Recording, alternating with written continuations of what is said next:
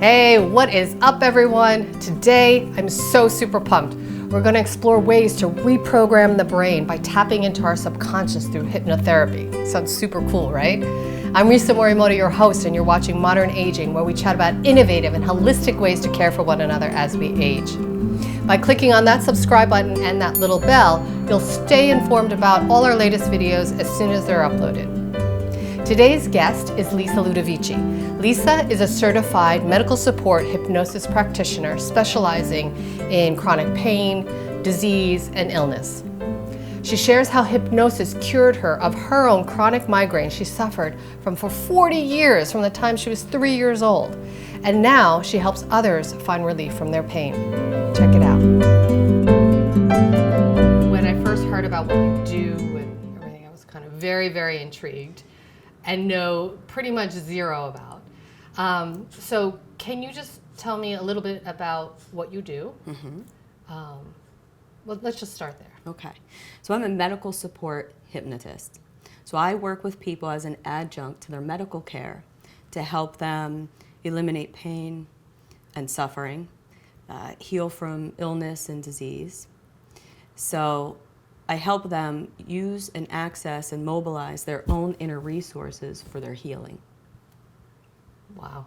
In a nutshell. And that's, in a nutshell, that's the Wikipedia version. So well, tell me a little bit about yourself and how you actually even came to discover, would you call it hypnotherapy? Yes, absolutely, hypnotherapy. When I was 3, I was diagnosed with chronic debilitating migraines. And I had about 3 years old. Yeah. Oh my God. So there was a lot of crying when I was 3. There was a lot of tugging on my eye, and my mom took me to the doctors, and the doctor said migraines. So I had about 17 a month, every month my entire life. Maybe a little bit more, maybe a little bit less. Rarely did I go 3 consecutive days without pain, either on the verge of a migraine, in one, or coming out of them. Like a migraine hangover is a lot of times what people call it. And I thought I did everything I could to what I was supposed to do in order to alleviate the pain, alleviate the suffering. I did Eastern medicine, Western medicine, all things in between. And I lived that way all the way until I was about 40 years old. So I was watching something on TV, a show by the International Coaching Federation. So I was a part of that because I went to coaching school and became a professional coach, certified coach, life coach, business coach. And I was watching a woman talk about how she helps people at the deepest level to transform their life. The deepest level is the subconscious level. So I perked up a little bit because I heard those words, and I've always been fascinated by the subconscious and really what it is. It's our operating system. And very rarely do we hear about it or learn about it, learn how it works. And the more she talked about what she did and how she helped people transformed, I thought, I think that's what I want to learn. Within that moment, I just started learning as much as I could about what that education looks like and what's possible when we work with the subconscious mind. That I was going to add to the other tools that I had, that I used to help people, and do it in a much more profound way, at their deepest level, where the patterns of their life live, that affects their emotional life, spiritual life, intellectual life, and their physical life. So when I went to hypnotherapy school, it's in New Mexico, when medical professionals want to learn this modality, that's the school they go to. So I learned from medical professionals. And it was about, I think it was the 9th day of class. We were on a morning break, and I was sitting at my desk like this, which was very usual for me. And the director came over and said, "What's going on?" I said, "Oh, nothing, I just have a migraine." Because that was very common for me. It was just another day. So she took me by the hand and led me into her office, and I sat down in a nice, comfortable chair. And she guided me into hypnosis and using metaphors to get my body to start to function the way it was designed and created to, properly. The pain went away. And we did that in about 9 minutes. What? Now, there's more story. So I went back to the classroom and thought, well, I'm here for 10 weeks. If I'm going to learn this, I need to experience it.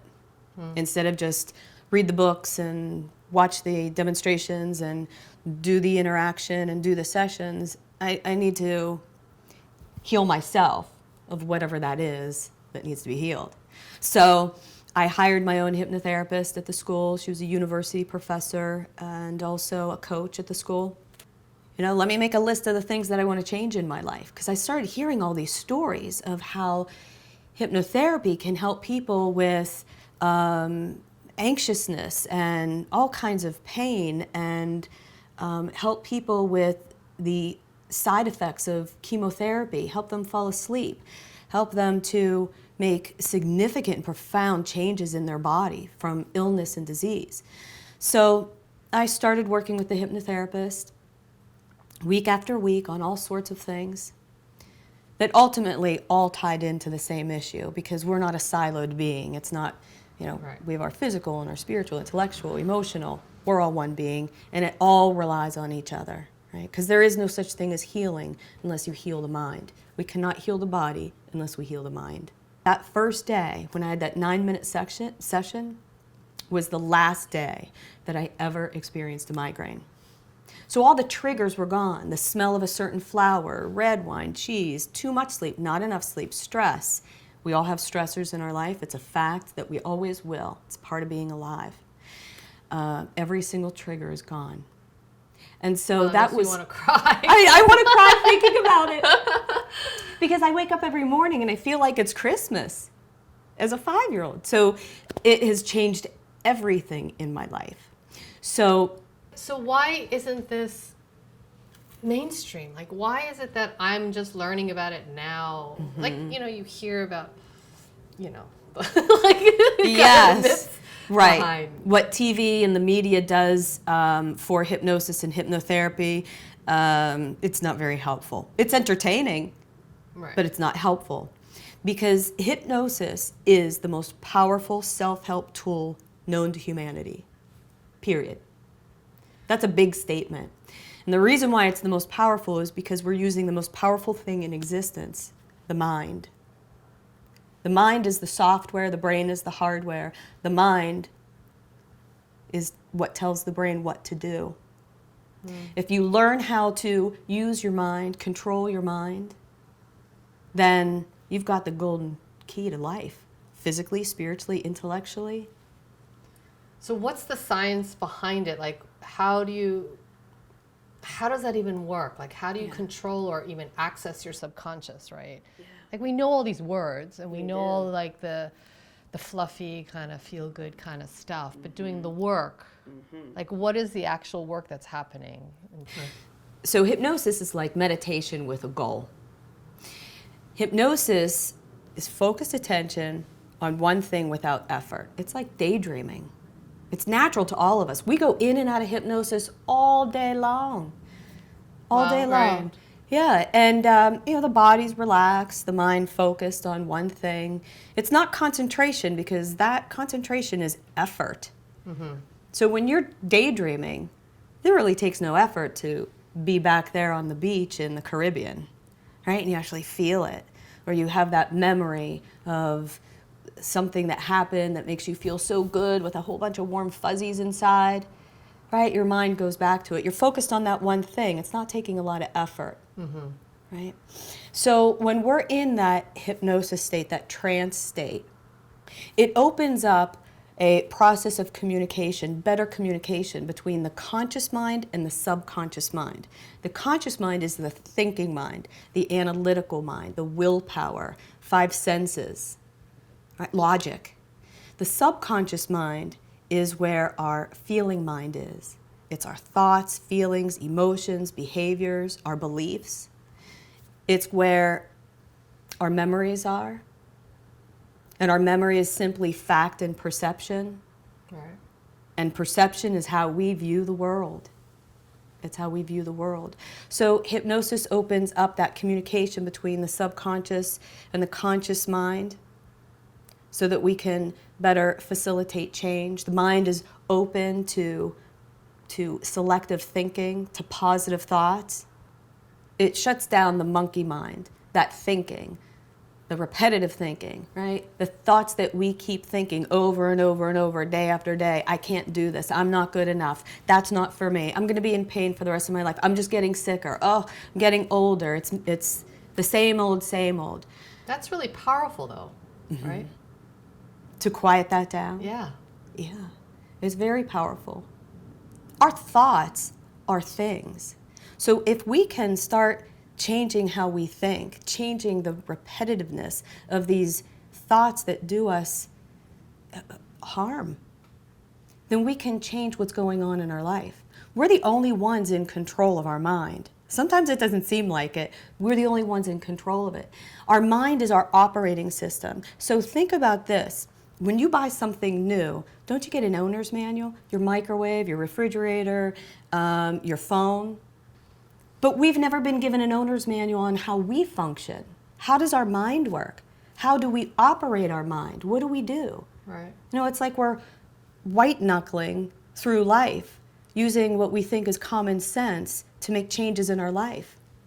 But if you learn the exact language of the subconscious mind, and it is exact, and there is an exact science to it, then that's where you have the golden key to life, emotionally, physically, spiritually, and intellectually. Because the subconscious mind is where our thoughts, feelings, emotions, behaviors, and beliefs live. We are living our beliefs. Whatever you believe is the life you're living. True. Whatever you believe about yourself, other people, and the world around you is what your life will be and is. I can understand people with perhaps some mental health issues, right? Kind of breaking through that.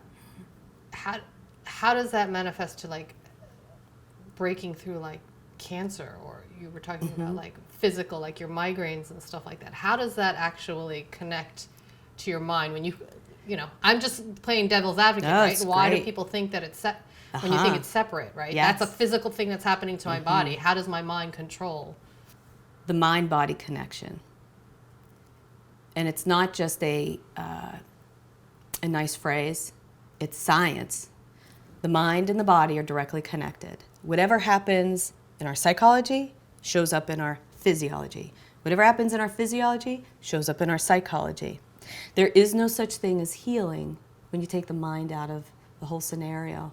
In fact, Western medicine is the only medical society on planet Earth to remove the mind out of the body in healing. There is no healing without healing the mind, because that's where it happens. It shows up in the body. The body is an extension of the subconscious mind. So in with the thoughts, feelings, emotions, behaviors, and beliefs in our subconscious is where the autonomic nervous system lives. All the automatic controls to our body, our heartbeat, our immune system, our digestive system, our reproductive system. It's all controlled in the subconscious mind. And it lives right next to our thoughts, feelings, emotions, behaviors, and beliefs. So what we think about, we bring about. Think about this. I call worrying self-hypnosis for something negative to happen.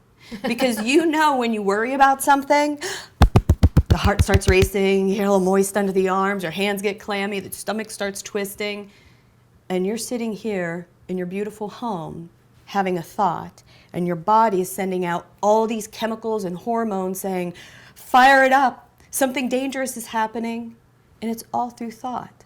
So for people who worry and say, I have legitimate reasons to worry. Somebody might get hit by a car or whatever it may be. Well, I'm trying to prevent something happening down the line. And how well does that work? Prevent future events that you don't even know may or may not be happening. So when we live in the future, we're not here.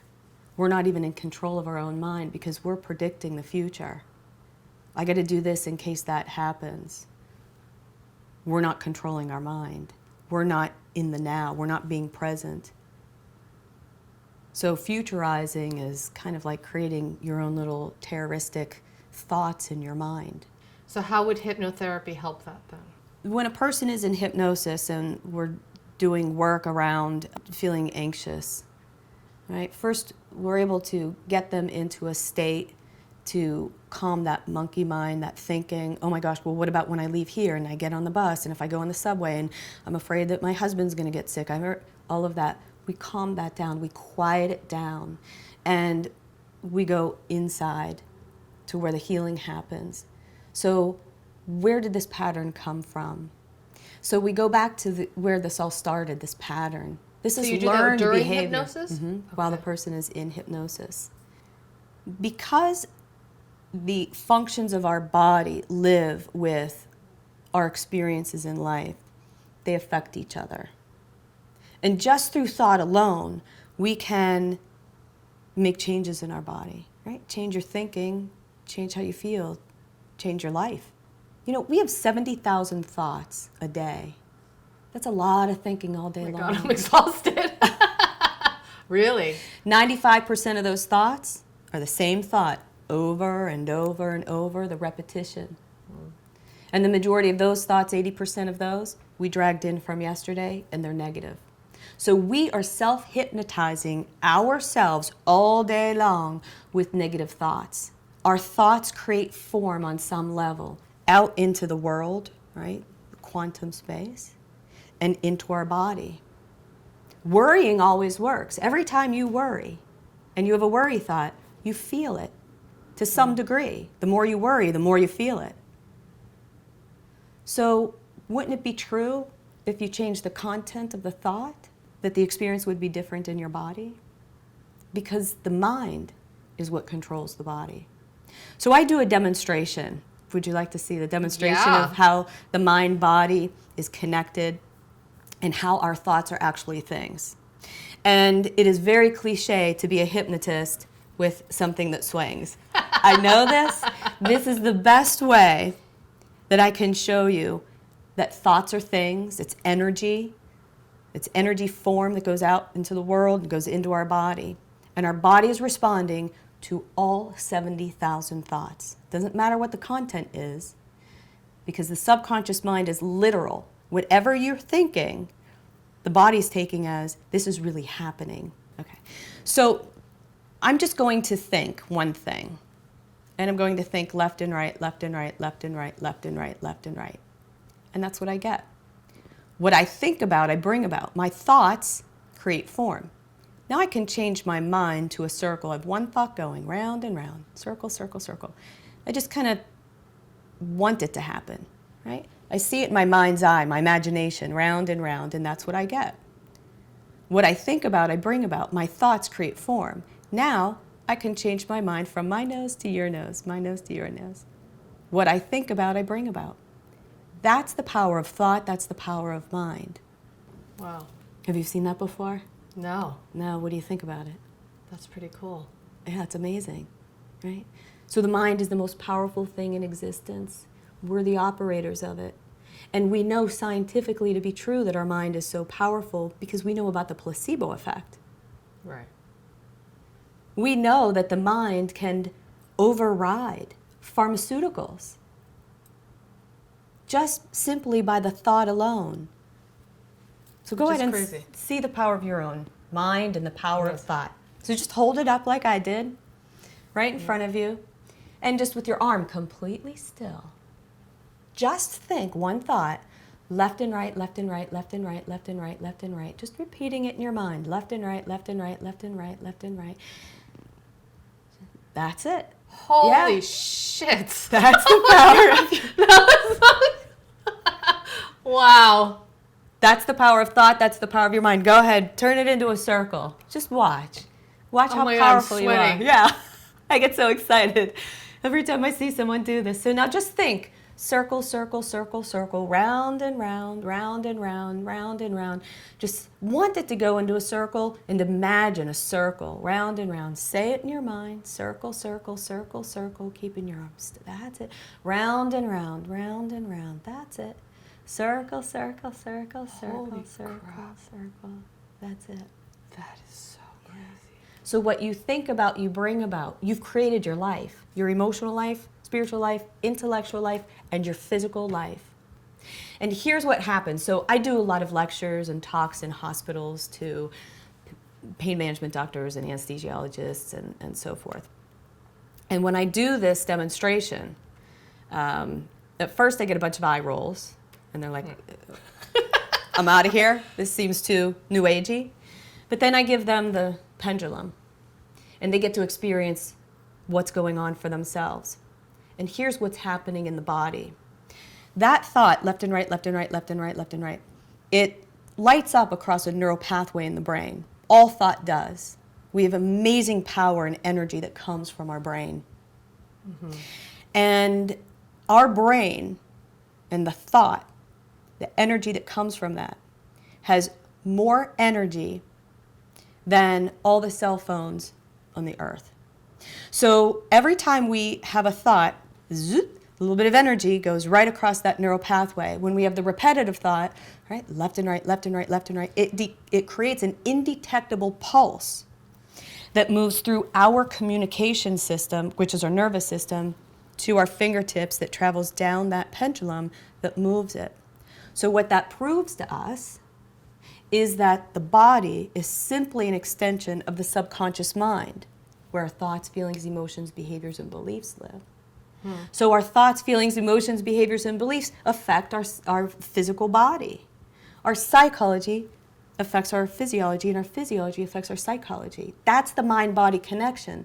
So how do we heal if we're not healing the mind? How do we heal if we're not addressing the autonomic nervous system, where our immune system, digestive system, and reproductive system live? Where all the glands and the organs, the functions live? That is crazy. That just totally blows my mind. It makes you never want to have a negative thought. So now that you've experienced the power of your thought and the power of your mind, why would you ever have a thought about yourself, other people, or the world around you that is not for your highest good, your greater good, your own healing, or somebody else's or the world's? When you now know from the world's greatest teacher, your own experience, that what you think about, you bring about. And when the thoughts are repetitive, you give it even more strength. Right. So I have people asking me all the time, well, if I have 70,000 thoughts a day, how do I know what I'm thinking? How do I even know if I'm not even aware of it? And I say, look in the mirror, literally and figuratively. What's your emotional health like? What's your physical health like? What's your spiritual health like? That will tell you exactly what your thoughts are and the quality of them. Believe you live in a safe world? You do. Believe you live in a scary, dangerous world? You do. You go on the subway, you're the one that sees all those, sketchy things happening. And the person who believes they live in a safe world sees each other helping them out and maybe giving them a protein bar, the guy that's living on the subway. Well, I like to call it the law of attraction. Right. And we focus on, what we focus on, we tend to get. What we expect. If we expect every day is going to be just terrible and more pain and more disease, and you just get older and things get worse, that's the life you're going to live. Because the world doesn't say, oh, let me show you. Things are really good. We know it's been really bad for you, and we know you're so solid. We know you're really working hard. We're going to show you just the opposite. The world and the universe is a big mirror. And it's all the energy from those thoughts goes out to the mirror, and it sends it back to you and says, you're right, you're right, you're right. Whatever you think, you're right. It's frightening. And then that creates our life. More than frightening, I think it's phenomenally exciting. Because if you know, you can make changes to what's going on in your body, right? So that pendulum moving, if that thought, left and right, left and right, left and right, creates an indetectable pulse that goes through my nervous system to move this, that means that maybe I can use my inner resource to heal a bone faster. Maybe it means I can help shrink a cyst. Maybe it means that I can help direct more blood flow to some area of the body. And that's exactly what happens. I mean, aging is the same thing, right? When people who age well or don't age well, right? Yeah, what's your perspective on life? What are you carrying with you all these years? Anger, worry, stress, fear. That ages us. Our body is not supposed to be under that type of stress day in, day out, day in, day out. Doctors will say 80% of all visits to their office have a stress component. Now, our autonomic nervous system that lives in our subconscious mind, there are two branches, parasympathetic and sympathetic. The parasympathetic is homeostasis, calm. Everything's functioning in your body the way it was created to, the way it was designed to. So we feel comfortable. Everything's functioning well. The other side of that is the fight or flight. And that happens not just when we're in literal life and death. It happens with the worry thoughts about what's going to happen next Tuesday. That typically never happens. The body says, oh, this is really happening. Go into survival mode. And now all the oxygen-rich, nutrient-rich blood goes to the arms, to the legs, goes to the heart and the lungs so we can fight or flee and survive. That's the name of the game. Where isn't the blood? It's not in our gut. It's not in these crucial organs. It's not in our stomach. It's shunted from the brain. So you know when you are very worrisome and fearful and you have foggy thinking? Well, there's a deficit of oxygen-rich, nutrient-rich blood in the brain. It's like getting into a car with no gas and expecting it to go. Right? You live day after day after day after day in that fear, worry state, and the blood is shunted from the brain. Day after day after day, it starts to shrink. Now we're having conversations about dementia and Alzheimer's for people when they're 60. I know. People are being screened in their 50s for it.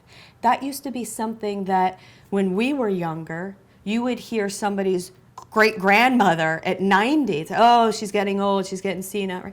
Now it's... So what is that? Is that the stress and the just... Well, I'm sure there are several components. You know, we can't just point to one thing. However, if you're living the majority of your days without oxygen-rich, nutrient-rich blood to an organ, it's going to start to decay. So if we live in fight or flight, worry, fear, then all the blood is moved away from these vital organs.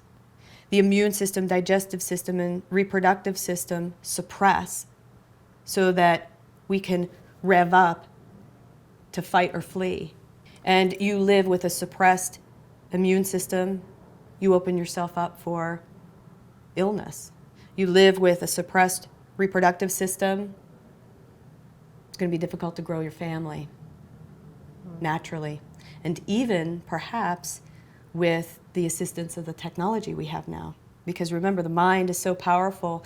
We live in fight or flight, and our reproductive system suppresses. The body will not allow it to reproduce if it's in a fear situation, just like animals. So living in fear, even with all this great technology we have to help a woman grow her family if she's not able to do it naturally or hasn't been able to because she can do it naturally, the body is not going to let and allow it to create life because it's in a fear situation. It's in survival mode. And most people today are living in survival mode. Right, whether they know it or not. Right, because the subconscious mind takes everything literal. So that fear thought is, oh my gosh, this terrible thing is happening. So the CDC, very mainstream, Center for Disease Control, they even say that 81% of all dis-ease, when a person is not at ease, pain, maybe not sleeping well, cancer, has an emotional component. Heal the emotion, heal the dis-ease. And remember, we're the only society on planet Earth that took the mind out of healing in healthcare. Hypnosis is the original form of healthcare in humanity. So the Egyptian civilization used hypnosis in healing. That's the first, civilization. Wow. They had sleep caves, and hypnos means sleep. So it was the Greek god Hypnos. It's not an accurate word for this modality because hypnosis is not sleep. The villagers would bring themselves and their ill family and friends to these sleep caves that were run by the priests and priestesses. And while they were in all different sorts of pain and delirium, which is hypnosis. Because you know how when you're in pain, it's like that's all you can think of is, right? focused attention on one thing without effort. So now they're already in a hypnotic state, a trance-like state. And the priests and priestesses would bend down and whisper in their ear, "You're getting better and better, stronger and stronger. Your stomach is calm like a still pool of water. Your head feels calm and clear." And they'd get better. That's the original form of healthcare. Wow. We live in a wonderful time with Western medicine. We can look inside of the body and see the things that are going on. We can have surgery and maybe make some adjustments so the body can go back into balance and heal itself. I mean, it's a wonderful time. Hypnosis is an adjunct. It's a nice complement to it. In World War II, they used hypnosis on the battlefields and when they ran out of anesthesia. So this has been going on for hundreds and thousands of years. It's now coming back into mainstream. Who do you generally work with? What kind of patients do you generally work with? Yeah, I specialize in working with people for chronic pain and suffering, helping to heal illness and disease of all kinds as an adjunct to what they're doing with their medical doctor. 95% of everybody who comes and works with me is sent to me by their doctor. Pain is very subjective and relative and often behavioral. Here comes the mind. You know, doctors are seeing 30 patients a day. They don't have time to get into the story. They don't have time to get into the patterns. They see them. They're very aware of them. So that's whenever they refer them to me to work as an adjunct. I can teach somebody in one session how to ameliorate or eliminate the pain sensation in their body, to show them that they're in control of what happens in their body. I worked with a woman who came to me. She was an artist, and that's all she did her whole life. She painted. And she was in her mid-60s. She came to me because she had early symptoms of Parkinson's. So her hand was shaking. And she knew that when I get really stressed out, my hand starts shaking a lot. When I get really tired, my hand starts shaking. Well, that wasn't working very well for her because she had a show to do in Europe. She's got 4 months to go, and my hand keeps shaking. So while she was in hypnosis, I taught her that she can increase the shaking, and she did. And I taught her how to decrease it. And she got it to completely stop. Wow. Which means she can do that anytime, any place. Do that over and over and over and over, and perhaps the body starts to learn that, oh, you're in control. You're the master of your own mind. Because the body does whatever we tell it to do. And it's listening to every thought and takes every thought and every word we say and hear literally. So our language is very important. I work with people who come in and say, "Oh, I'm just very positive. I'm like the most positive person of all my friends, and everybody tells me how positive." I say, "Oh, okay. Well, tell me about that." I don't want to be sick. I don't want to be old. I don't want to be tired. I don't want to be in pain. So all the mind hears is sick, tired, pain. And the mind says, I can do that. Because if you think about it, Even if they're saying it in a negative way. yes, the language of the subconscious mind is images. It's our first language of humanity. Hieroglyphics, images. So we're constantly, images are coming all the time to us when we're talking and when we're listening. And those images, the mind acts on those images. The language of the subconscious mind does not understand negatives. No, don't, won't. So if I tell you, do not think of a pink elephant. Right. Why did the mind not think of something else and show you an alligator, a yellow alligator? It showed you a pink elephant. Right. So always speaking in what we do want. Speak as though it's already happened. I am better and better every day. I am okay. I am healing. Command your mind. Our mind is like it's like a very intelligent 10-year-old. We're very specific. Go in your room, make your bed, do your homework. To get them to do something, you don't want to talk about what you don't want. And we hear the word no 50,000 times by the age of 4. At least, probably more. So now we Right. speak in negatives.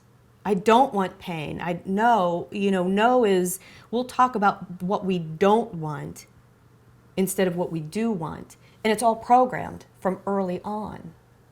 Right. So very rarely will I have someone come to me and say, I want to feel comfortable all the time. They say, I don't want to be in pain. I don't want to have headaches. I don't want to be sick. I don't want to be nauseous after chemo. Instead of, I want to. And the mind just acts on all of it.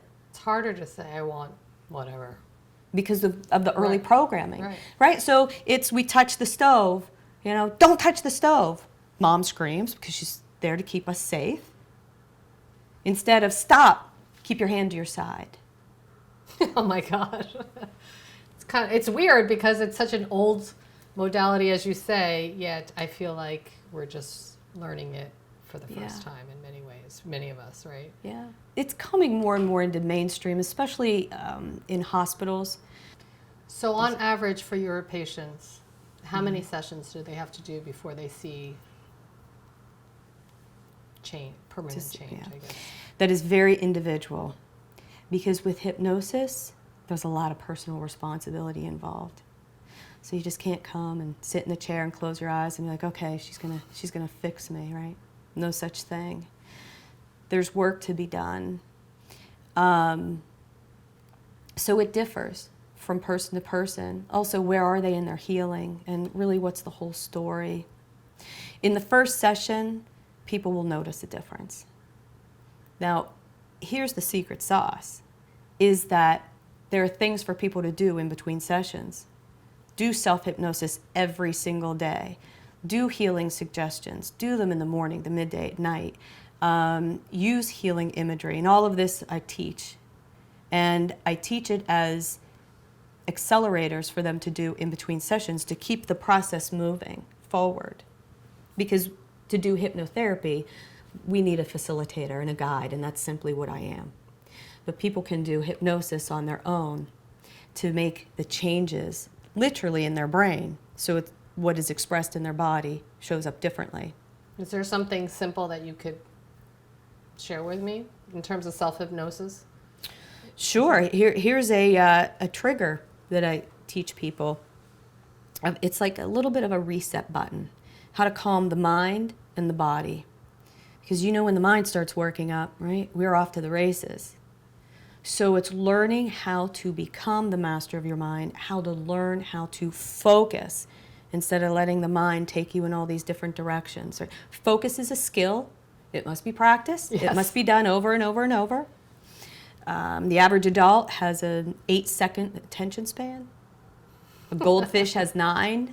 So we have plenty of room to improve.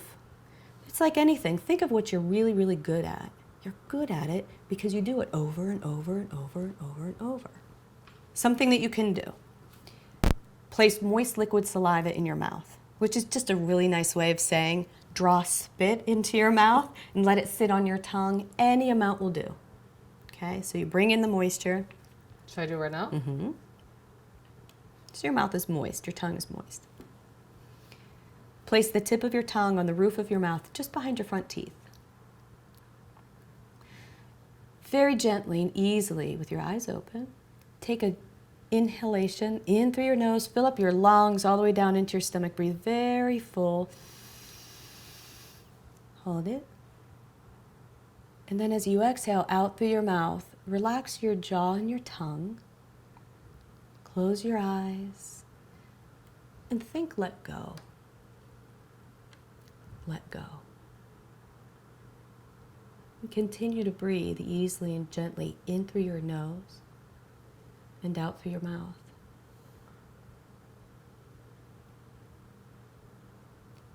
And just repeat to yourself, I'm okay. I'm okay. I'm okay. I'm okay. And then breathe out through your mouth. and open your eyes. Oh, that feels so nice. Yeah.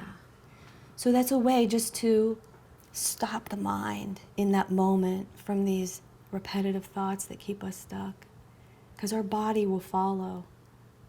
Now what happens, this is twofold. The I'm okay is my favorite healing suggestion affirmation, because if you can think I'm okay, you are. It doesn't mean I'm okay, I'm going to stand in the middle of the street with all the cars coming at me. I'm okay, get to the curb, right? But having the thought and realizing I'm okay.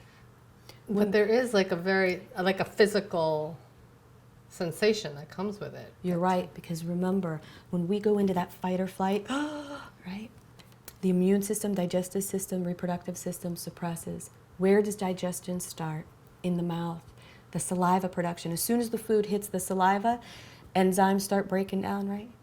And so that's where digestion starts. So if we're in a fight or flight, fear, worry mode, our mouth goes dry. And it sends a signal to the brain that says, things are rough out here, let's get geared up for survival. But if we pull our own saliva in, not drink water, tea, right? Pull your own saliva in, let it rest in your mouth. The moisture sends a signal to the brain that says, we're okay.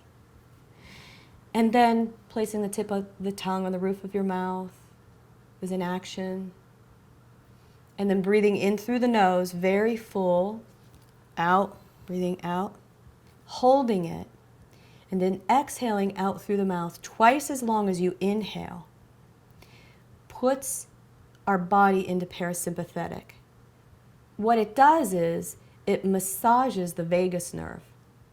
The vagus nerve runs from the base of the brain through most of our organs to our descending colon. And when we breathe in this way and we exhale longer than our inhalation, it massages and presses on the vagus nerve, and that activates a parasympathetic state. So then we're kind of calmed down so we can get a thought. I'm okay. I'm okay. I'm okay. Okay. Breathe out and open your eyes. Even just moments, doing that over and over and over, what's going to happen is you're going to create a pattern and train your mind and your body. You're the one that's in control. And then you can kind of get a better sense of what's going on in that moment, even if it's a physical thing, right? Mm-hmm. And the thinking mind, to calm it down. Yes. And so being calm in your mind and your body, and I don't mean, I just mean being calm. Yes, you can walk down Times Square on a Friday night and have some calm about you. Mm-hmm. Being calm is health care. There are tens of thousands of peer-reviewed medical studies that show hypnosis and hypnotherapy to be a benefit to somebody's health. So if you go to Google Scholar, you type in hypnosis and pain, hypnosis and broken bones, hypnotherapy and overactive bladder, whatever it is, you're going to find some type of research that shows it's a benefit. If people want to integrate this into their health care or just their well-being, what do you suggest? If they can't come to the Upper West Side of Manhattan, they can also come to you. But how do they look up more information about you and about hypnotherapy in general? I recommend anybody that is considering working with a hypnotherapist, a hypnosis practitioner, that when you find somebody in your area, call them and ask questions. It's the most important thing you can do. What is your education? What is your initial education? Look for a minimum of 400 initial hours of in-person hypnotherapy education. Look for somebody who is certified through a certifying board, and make sure that that certifying board requires a minimum of 400 in-person hypnosis hours. Wow. If you're working with someone for a physical issue, a medical issue, make sure that they have additional education, hypnosis education, on physical issues of the body. And ask them what they continue to do for their education every single year, specifically in hypnosis. If you want to learn more about brain health, check out my interview with Daisy Sola about how physical literacy increases brain power. We would love to hear your thoughts, so please feel free to leave a note in that comment section below. If you found the video helpful, you can share it with friends or family, and be sure to subscribe so you'll always be notified as soon as new episodes are uploaded. Feel free to DM me on Instagram or Facebook at This Is Modern Aging. But you could also sign up on our email list at our website at thisismodernaging.com. To live your best life tomorrow, you need to start today. So thank you so much for watching, and we'll see you next time on Modern Aging.